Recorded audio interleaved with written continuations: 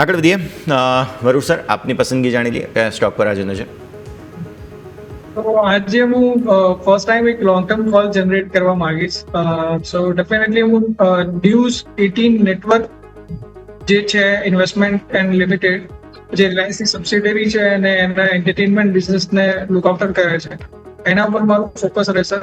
Basically તમે જુઓ, જ્યારથી જીઓ હોટસ્ટારનું મર્જર થયું છે ત્યાર પછી એમની સિનર્જી જે રીતે કામ કરી રહી છે, જે રીતે જીઓ હોટસ્ટારે પ્રોફિટ જે રીતે ડિક્લેર કર્યો છે ફર્સ્ટ ક્વાર્ટરનો, અને જે રીતે એ લોકોની revenue, ad revenue, subscription revenue જે રીતે વધી રહી છે, એ રીતે જોતા મને એવું લાગે છે કે સારા એવા લોંગ ટર્મ પોઝિશનલ લેવલ ઉપર નેટવર્ક 18 આપણને ફાયદો આપી શકે છે.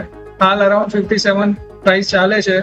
આ જ પ્રાઇસ ઉપર બાય કરવાનું રેકમેન્ડેશન કરીશ. 45 રૂપિયાના એસએલની સાથે 85 રૂપિયાના ટાર્ગેટ આવનારા એક વર્ષની અંદર એવું આવે એવું લાગે છે.